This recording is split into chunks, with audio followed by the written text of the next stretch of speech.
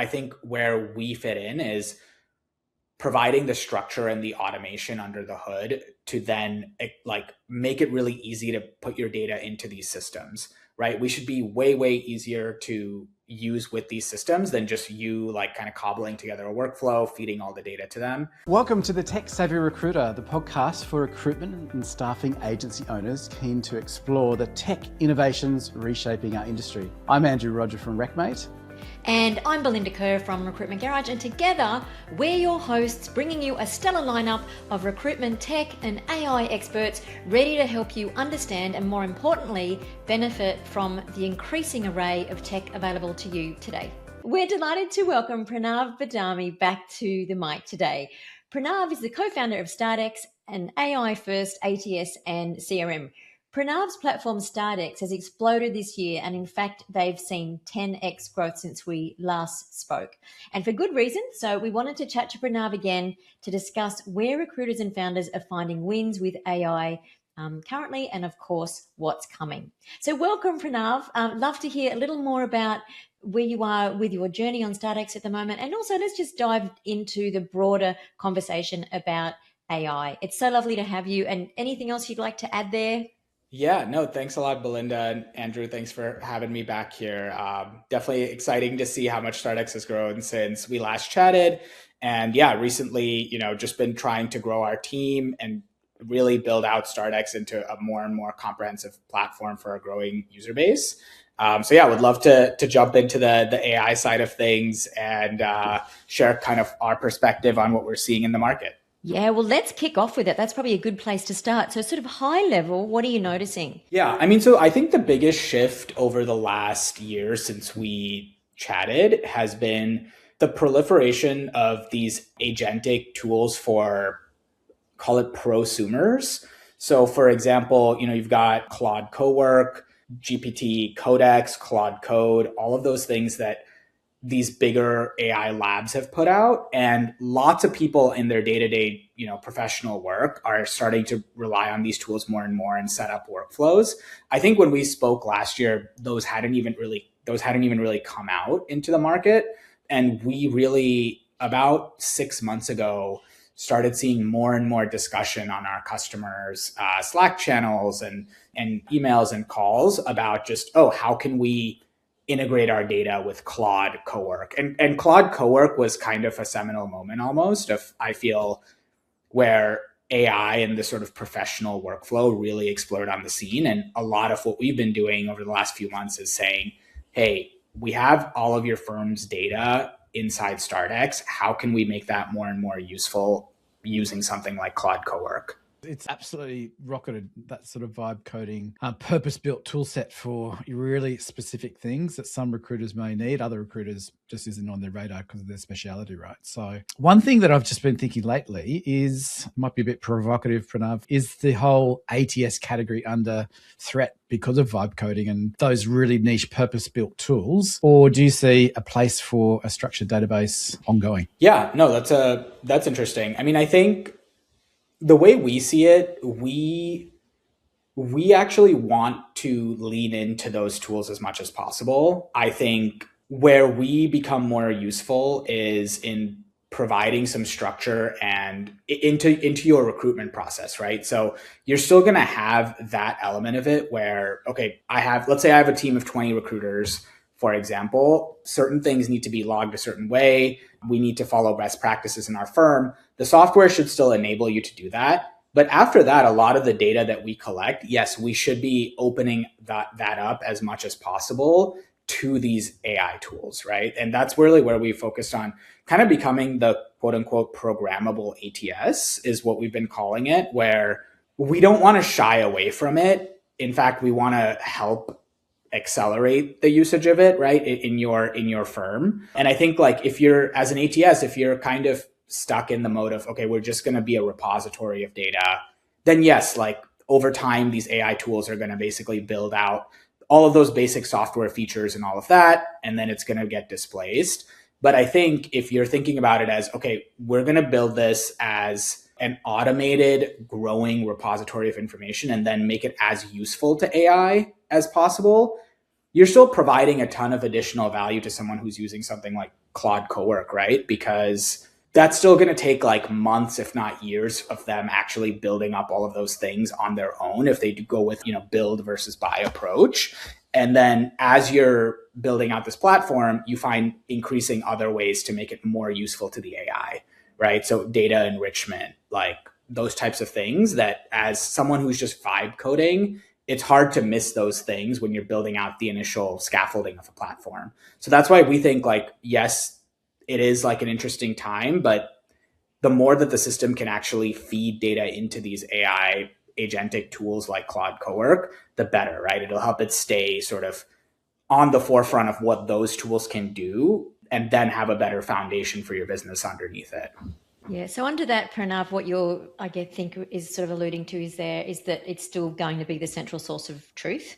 I think so. I think it's good. It's still best practice to have a central source of truth because there's lots of things so the thing that the AI is really good at and that we want to encourage our customers to use it for more is searching and reasoning over unstructured data, right? So things like just like imagine all the conversations your recruiters have with candidates and clients over the course of the year. Okay, great. We have a whole repository of information. We should be able to search over that and act on that. But then you don't want to necessarily put in a bunch of time and energy into like stitching it all together, right? Making it visible in certain cases when it should just be like a couple of clicks to access certain data versus, having to go through AI. It may not always be the quickest and most efficient workflow, one, to go through AI.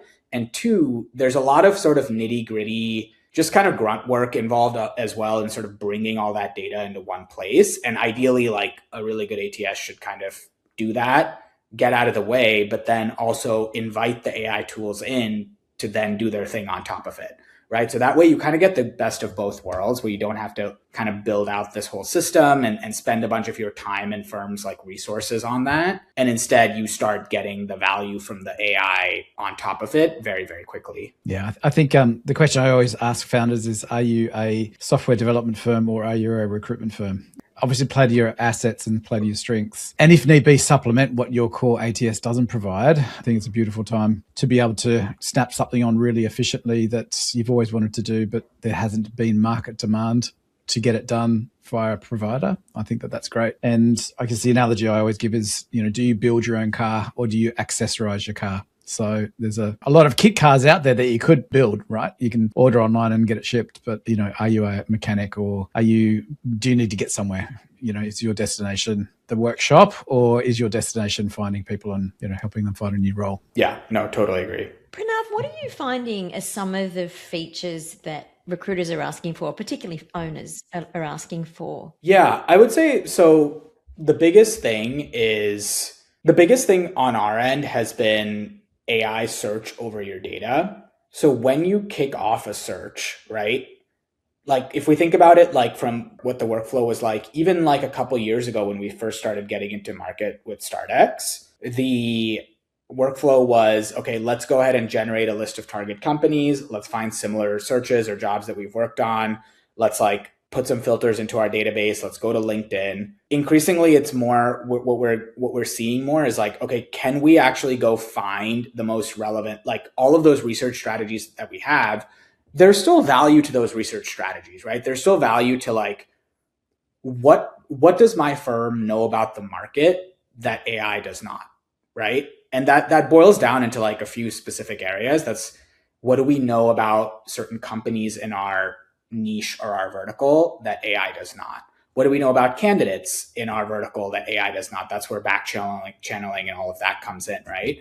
And then can we take all of that proprietary information that we have and basically feed it into the AI? So the way we do that in Stardex is when you first create a search inside the system, and we didn't have this when we first talked to you guys last year, but now we automatically kick off 4 different research agents to search over all of your data, right? So one of them looks at all the candidates that are inside your database. One looks at similar candidates that might be outside of your database. And then the other 2, actually, one of them helps you generate a target list of companies that you might want to source from, and then helps you source from those. And then the last one looks at similar searches or jobs that you've worked on in the past and tries to surface, okay, who are the candidates from those searches that might be the most relevant. Basically, the thing that we're seeing the most is just in that research process, where can I have the AI kind of accelerate my firm the most while keeping the core of like my firm's IP in the loop so that we can add more value, right? Than just like, okay, going on to Claude and searching for a certain candidate, for example. Like your firm has way, way more information about the market in terms of companies and candidates than Claude could have. I think something that people don't understand, and I'm only getting my head around this at the moment too, because it's such a big thing, this whole AI searching and going out to market, and it just feels like the magic solution. But when you lift the lid, there's so many different ways that can look. And I'm not going to pretend to be an expert here, but as far as what I understand, you can do things like a clean search. It'll go out and do that, or it will act like as an AI agent, and it'll, here you take the job, and then it'll, process that as you go and learn from that. I'm not quite sure what my question is here, but I found that really interesting because it's not just, you pick up the phone, you dial a number, the phone does its thing. But when you go to sourcing in a product like that, it seems like once it goes out into the wide world, there's lots of different ways that's happening. So what should people be considering there? Like, do they even need to be asking the question to suppliers like, where are you getting your data from, or how are you doing it? Because I know people will test things and they'll go, well, that one worked, but that one didn't, but I don't really know why. So I guess the question is, do recruiters and founders need to know what they should be asking these providers before they're signing up? Or should they just be testing them and going, well, that didn't work and that did, but I'm not sure why? Yeah, so I think you should have some idea of what your firm's like kind of secret sauce is. And most owners and firm leaders will have some idea of that, right? So a lot of times it's, okay, we have a lot of specific information about, a certain segment of the market, et cetera. In that case, if I'm going out and looking for like a vendor, I want to know, okay, how deeply are you searching through my data? There's a big distinction in the space right now and we see this confusion quite a bit too. It's like, okay, there's sourcing tools, right? So there's some sourcing tools like, okay, like LinkedIn Recruiter is like sort of like the biggest, it's not necessarily the leader in AI, but it's sort of the one where it's searching over all the data out there, right? So it's like public data, search over that versus internal search. So I would say the first thing is like, as you're evaluating a vendor is just, okay, are they more focused on searching over your firm's data or providing a list of candidates to you from the broader world, right? Like both of those things are kind of valuable in their own way, right? Because a lot of times you may be searching over your internal data, okay, to find someone that's an expert in like a specific thing or a back channel for a specific person, et cetera, right? Whereas when you're looking at it from like the larger perspective, okay, we may be looking for more like creative sourcing ideas or potential candidates that we might have missed.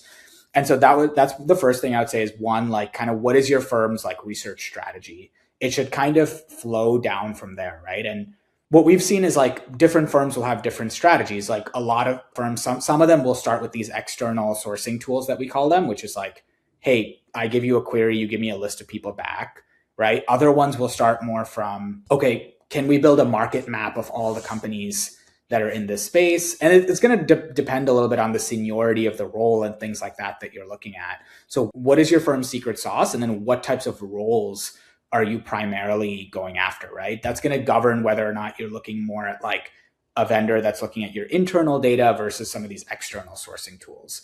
That's where I would start. And if you really are utilizing your internal data more, then it's like, for example, like that's where we play in that space way more than we play in the space of, hey, go out and like find me 100 candidates that do this, right? So that's, I would say, the two main factors to look at. BK, if you were brought up this way in the recruitment space, you take a job brief and the first thing I was taught to do is look at your existing network. Who have we spoken to recently? Who's on our books? Who do they know if they're not interested in this particular opportunity? Who are our former placed candidates that might be able to refer somebody in? Our current contractors maybe that are working with us, putting that to that existing network that are friendlies, as opposed to, writing a job ad and pushing it out to the world and then seeing what comes back. The return on time and investment there is so much greater. It's often an overlooked thing. Oftentimes, I think recruiters get caught in that trap of they pull a job, they write an advert and they push it out to the world and see what comes back. So it's really refreshing to hear that methodology being considered, because it's, why would you have a database if you don't access that data first? Why have you put so much effort into putting information into the platform that you're working on if you're not going to leverage that? And my firm belief is that community that we're building as recruiters is going to be the secret sauce, as you put it, Pranav, moving forward. That's going to be, completely invaluable to have at our disposal. My personal opinion is that noise is only going to ever increase for candidates that are being approached by so many different internal teams, external, recruiters, other third parties trying to get their attention. So if you've got that leverage there of your own network, leverage that. First thing off the bat you should be doing. Yeah, such a good point. I find that when I speak to founders, it's always what's next, what's new, where do I, where they're looking outwardly all the time. But is anything that can, and I think it's because traditionally it's felt hard and to go into the database, it feels like a graveyard. But now when you've got tools that can surface things so much more readily than them sitting there doing a Friday night pizza night to find out where people are at, it's a whole game changer, and it's making something that people traditionally didn't like easy. I mapped out the other day, there's over like 200 points in sourcing, and every point we miss is a missed opportunity. So if that's not something that they enjoy and they're going straight to the ad or whatever else they're doing externally, then that's adding cost to the business. Half the time they're finding the same people again that are already on their database, which is even more frustrating. So I love that all these things that were kind of sticking points traditionally, AI seems to be, and with people like Pranav investing in, building these amazing businesses, is getting rid of those crunch points along the way. So it's interesting. And it's funny, Pranav, like as you said, it's like I think it's just over a year since you were with us before, and how things have changed to this point. And then I guess if you're looking another year ahead and what's on your roadmap for future and people doing similar things, surely it's just going to get easier and more streamlined, hopefully. So actually that's a good point. Are you guys thinking what's next? Like, are you happy to share what's going on with your roadmap? Yeah, absolutely. So I think the most, important thing for us is just how do we improve the system so that it learns more, again, about your firm's secret sauce, right? So right now, when you for example, when you create a search inside Stardex for a given role, we take that JD or your criteria, we crunch it down, we kick off all these research agents, like I said. But now the next part is, okay, well, as you're going through and you're reviewing some of the candidates or companies or past jobs that we found for you, if some of those things are not a good fit, how do we actually improve that recommendation engine in the system, right? So it's kind of similar to if you've used ChatGPT or Claude. There's becoming more of this emphasis on like the memories aspect of it, where like, what are just the snippets about your firm? Like, okay, we focus for these types of roles. They need to have this sort of like growth trajectory experience. That's why, 15 of our recommendations have not been a fit. They didn't have that. So when we move forward in the future, we should implicitly kind of add that criteria for you in the system, right? And so that the recommendations are better. I would say that's one major focus, is improving it based on the secret sauce. The second is going to be continuing to be more seamless in terms of the data that we expose to a Claude or a ChatGPT. And the main reason for that is because, as I said earlier, I think where we fit in is providing the structure and the automation under the hood to then like make it really easy to put your data into these systems, right? We should be way, way easier to use with these systems than just you like kind of cobbling together a workflow, feeding all the data to them. And as those systems improve, we basically want to also ride that wave, right? So like one example is all of these agentic tools are really focusing on coding, right? So how can we make our API really robust, document it really well, so that when Claude is trying to answer a question that it asks of you, that you ask of it, it can very seamlessly use our API to basically get all the information that it needs, right? And I would say we're like 80% of the way there, but we want to get that to like 110%, where it's got all the information it needs, and even maybe more information than you have access to as a user of the system, so that it can give you better recommendations as well. So I would say those are the two main things. Yeah, like improving it based on your preferences, and then feeding even more context into the AI systems. Quick break for those of you looking to get more from your AI. If you enjoy this show, you'll love what we've just built for our Recruitment Garage community. It's called AI Labs, and it's a brand new stream inside our Growth Club. Every week, one of our AI mentors runs a live hands-on workshop, real builds, real tools, no hype and no sales pitch, just help getting AI working properly in your agency. And you'll walk away every week with something that you can use straight away. So come try it out for a month. It's just $1 for the trial, and the link is in the show notes. So Pranav, how does that sit with privacy then? Obviously, that's a big one you've thought about, I'm sure. Yeah.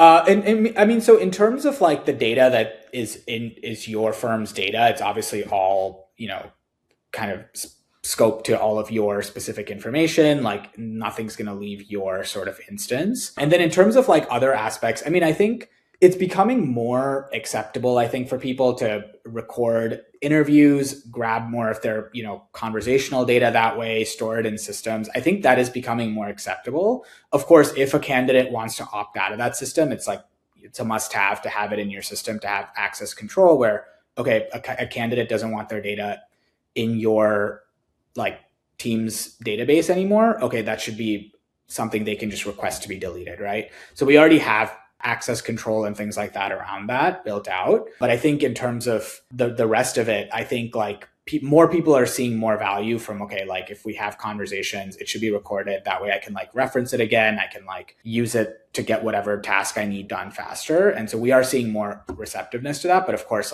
if someone doesn't want it there, you should make it super easy to remove it. What about though when it's outside, or maybe it doesn't happen, but if it's outside their system and it's going into Claude, into AI, into the AI universe?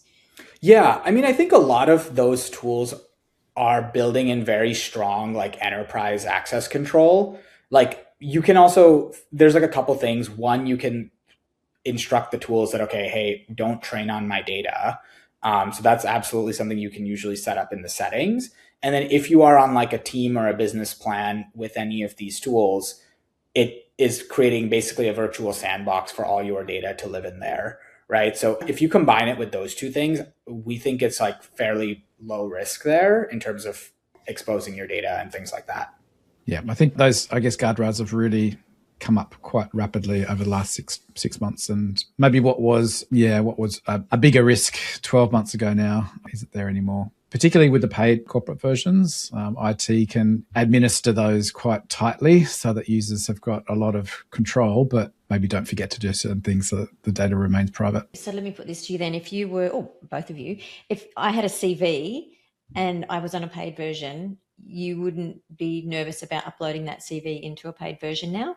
No, not if it's set up properly, not at all. It'd be similar to uploading it to your corporate ATS. The way I'm telling my clients, if it's set up properly, if you're comfortable using product ABC as your ATS, then you should be equally so using a paid corporate. Are you talking about for the ATS or for the forward, etc.? Definitely recommend paid versions of everything. Your team shouldn't be using the non-paid versions because you just have so much more control over them using the core paid version, the corporate version. And it's a very simple process now that they've made it so that you can set those things up so they're watertight. So that's all you have to think about, is it being on a paid version? I'm trying to uncover to see if there's anything else. Yeah, paid version, and make sure you've got your data moat set up, and it's usually administered by the admin person who's usually across that type of process. And the platforms now actually walk you through that much better than they ever did. Yeah. Okay.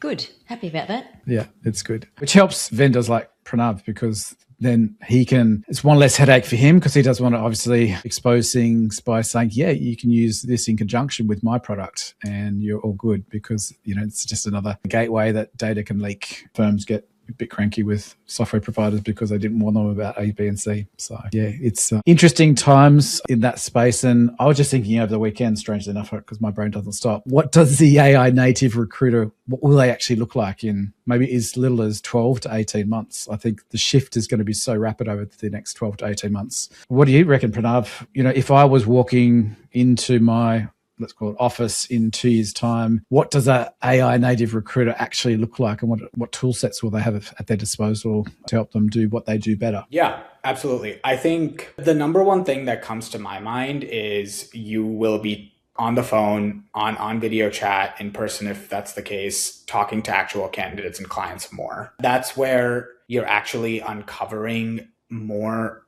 information about whatever the role is that you're trying to fill, what the candidate's experience is. Anything else, so sourcing, admin work, updating the ATS, updating the client, that is going to become more and more of a seamless process where a system like ours, for example, should be doing all of that for you. The part where the recruiter and their judgment is incredibly valuable is in actually talking to the client and the candidate, and then reading between the lines and asking good questions, right? And then just the consistency of being on the phone with candidates and clients. I think that is going to be the number one thing that you should be spending more and more of your time on as this technology starts to mature more and do more for you. And I think like we've talked to a bunch of other search firm owners that have kind of reiterated the same thing for us, is like, the goal here is to make sure, we're talking to more candidates, right? Because that's where we learn more about the market. We learn more about people's preferences. We make more connections that might be unexpected. And that's what ultimately like is going to lead to us filling a role and someone finding a new exciting opportunity. So that's where we see more and more time going. And ideally, you have this system humming in the background, taking care of a lot of the other things for you, so you can have more of your calendar towards that. So I think like most folks, if they're on the phone like some percentage of time, like 12 to 18 months, we should be doubling that, right? Assuming that that's not like 100% of your time, but we should be increasing that significantly so that you can actually do the things that makes your firm special. Yeah. And let's face it, nobody ever took a recruitment job for the paperwork admin side of things, right? So it was always dealing with people, speaking to people was the lure into the industry, and, hopefully making a difference in people's lives as well a bit along the way. It's interesting. I was speaking with a founder last week, and they said they've clawed back, I think it was 7.5 hours a week for their staff, but he's not sure just yet what they're doing with it. So this is his job this week, is to find out where they're spending that extra 7.5 hours. Are they doing more phone stuff? Are they doing more meet and greets? And if not, how can, again, the system help facilitate that? I was just thinking as you were chatting there, Pranav, the system will be auto booking stuff into our calendars, so we don't have to, because that's another friction point, right? To get that calendar filled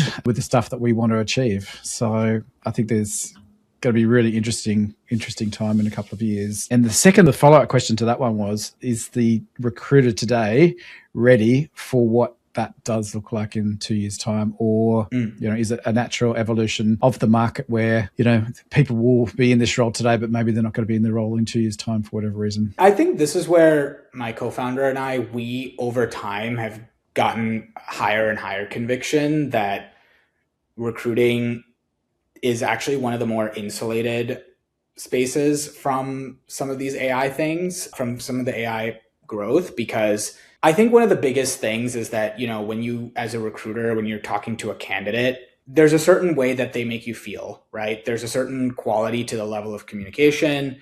And then you also know when things are said a certain way to dig into things in a specific way and read between the lines and uncover more about this person, or at least that's what like you should be aiming to do, right? And that's where AI is like, the way that the AI is built, it's built to be a helpful assistant, right? That's baked into the training data. The more like pushback, in like inquisitiveness and almost like discernment that you have in terms of how a candidate is responding to you, that's going to be, we think, pretty protected from AI, because it's not really something that there's great training data for. Like, how did talking to you guys make me feel, right? Or like, right when you said that specific thing, like where did my mind go and what question did it trigger? We don't have those receptors inbuilt yet, do we, to feed the data? Yeah, that's fair. Maybe it's some sort of dystopian potential outcome, I guess, but we'll see. But I think like that's not part of these systems. And I think that's where the human judgment is valuable. So especially if you're doing some more like, mid-level to executive type of work, and you're doing more of this like high-level questioning, back channeling, and relationship building, right? I think that's quite insulated. And to your point, Andrew, earlier, where you were mentioning that building the relationships is what people actually want to do. And that actually sets you apart from the noise, right? So the noise is going to be, okay, hey, I'm going to get 100 emails a day. with role XYZ and a recruiter or someone pitching me for it.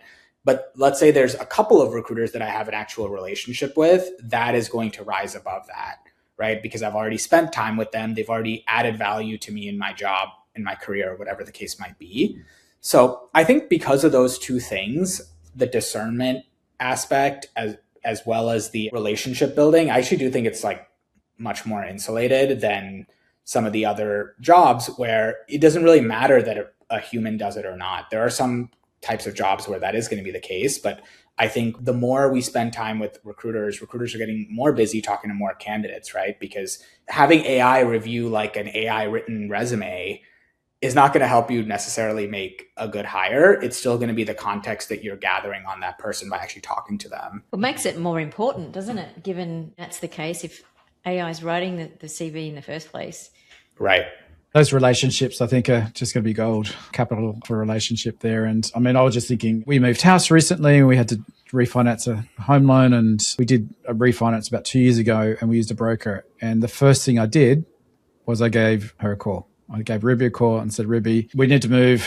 Can you help us out with the finance? I didn't look anywhere else. I didn't go to a bank direct because she just looked after everything so seamlessly. And when there was a tricky bit in the whole thing, she said, Andrew, plan A is not going to work, but I've got plan B lined up for you. And I think that's what you want in that recruitment world as well. You want your go-to recruiters. So when it is time to look for a new, maybe contract, if you're a professional contractor, or if you're in a perm cycle and things are, time for a change, then I just give Belinda a call and say, hey, BK, it's time for me to look at some few other options. Can you have a bit of a think for me? And then she'll do the legwork. That feeds into what we were talking about I think it was with Chris, about the concierge, the idea of the recruiter becoming more of the concierge, and which is exactly what Ruby was for you, it sounds. Yeah, 100%. Yeah, I think those recruiters that are relying on AI to do some of the stuff the humans should be doing, I think they've got to watch their backs. Yep, that I agree with, yeah. Because if you're not in the right spot, do something else. But yeah, just know that if you're not going to be doing the human element, somebody else will, and they'll have all the non-human element tucked away as the years progress quite seamlessly. So be that person, that key person of influence in your niche, be that go-to person for,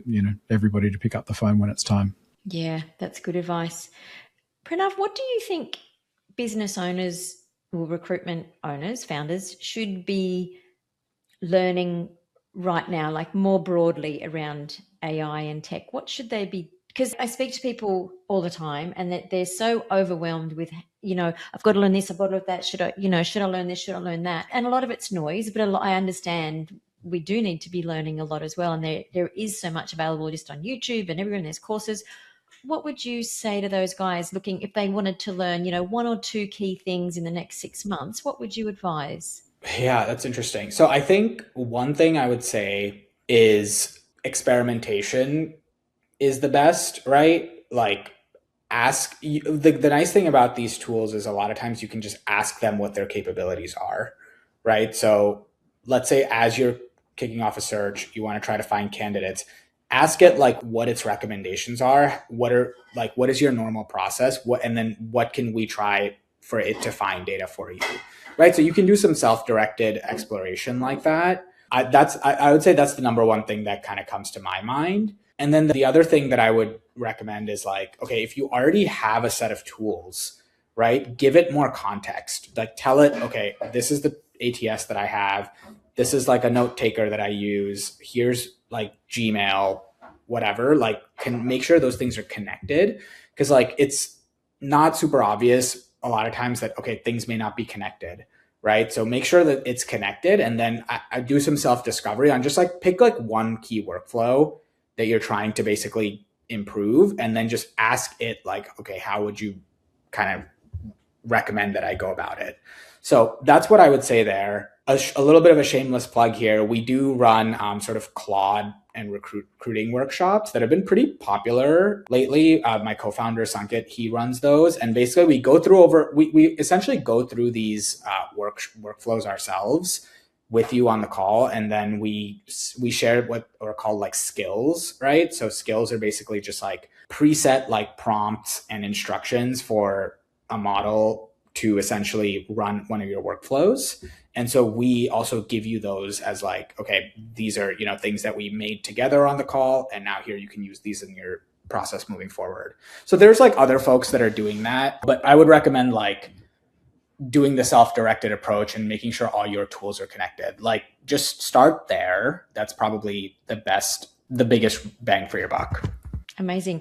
And so you mentioned the plug for you guys. I always hear good things about your product, and congratulations for, what you've achieved in a very small time. And that's just testament to how good your product and obviously your service and support is. And you've just identified something there as well in what Sunkit's doing.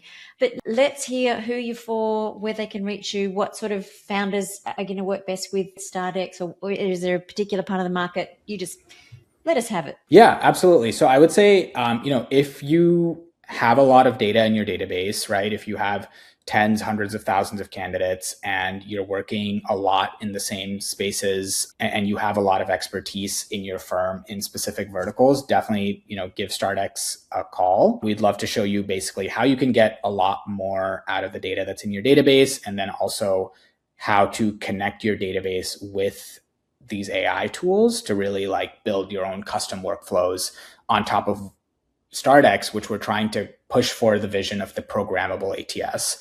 And we work with folks that are kind of a little bit across the spectrum, but for the most part, a lot of the folks that we work on are more on the executive search side. So if you're in executive search, you have a lot of data on your space, on your market, reach out to us. And then even if you're doing more, mid-tier roles or more junior roles, but you still are pretty diligent about collecting data on your space and like nurturing relationships with your candidates, that's where I think we can really, really help you do more. So where would you draw the line for executive search? Like what's your kind of level? I would say like sort of director and above generally is where a lot of our firms, a lot of our customers kind of focus, but we have plenty of folks that are kind of like looking at senior ICs and things like that as well. It's really more around, if you are collecting your data and you are focused on building relationships with your candidates, then I think we're like pretty great fit for you, where we can help you resurface that, move faster, and then also automate a lot of these things that can help you build the relationships, right? So that's where we focus on. Amazing. And where's the best place to get a hold of you? Yeah, so you can find us at stardex.com. Yeah, and then you can reach out to us there. And my co-founder, Sankit, he'll probably take the first call with you in a lot of cases and would love to meet you. And then typically just learn a little bit more about your business and specifically like what you're trying to solve. So that's always where we start in terms of whether or not we're a good fit. So would love to kind of meet more of the folks that, yeah. In terms of yourself and Sankit, how do your roles differ? Are you more the engineer or? No, so I think before, I think when we spoke to y'all last year, we were kind of both doing everything and it wasn't as delineated. I think now we are more starting to split up our efforts, just divide and conquer as we've grown and scaled, right? We just need to cover more ground. So I think Sankit's been doing more on the sales and marketing side of it. I've been doing more on customer support and customer success. And then we both have still been doing product. So I think that's where we still overlap a lot. And I think that's, so far been like a pretty good split for us. Amazing. Yeah. Well, I think it's just been phenomenal what you guys have done. And anything else that you would like to finish on, or final words of wisdom, Pranav? What would you like to close on? No, nothing else. I just want to say thank you for having me and would love to speak to any of your listeners that are kind of just interested in any of these topics. And we're always looking to learn more about how, different people are trying to grow their businesses, where we can help. So thank you both for making the time here. Thanks, Pranav. Thank you. Yeah. Let's go 12 months forward and see what happens by then. Absolutely. Definitely. We'll make it happen. Thanks for joining us for today's episode of the Tech Savvy Recruiter. If you'd like to stay up to date with the latest AI and tech recruitment insights, make sure to subscribe so you don't miss an episode. And if you'd like to speak to Andrew about getting started with your AI strategy and turning your tech stack into your secret weapon, or myself about creating an agency that delivers you more money, more meaning, and more freedom, we'd absolutely love to chat. Reach out to us on LinkedIn and we look forward to seeing you next time. Thanks for your support.